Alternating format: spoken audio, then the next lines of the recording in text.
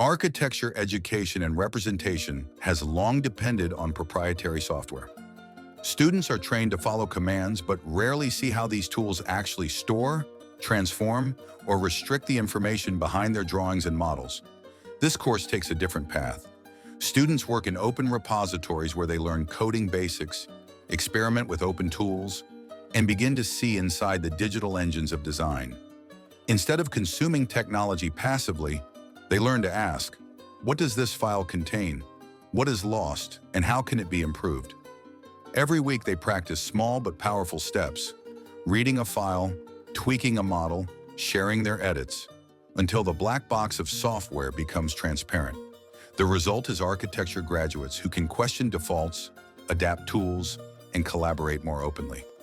Architects prepared not just to use technology, but to shape it, building a more open, flexible, and innovative future for the profession.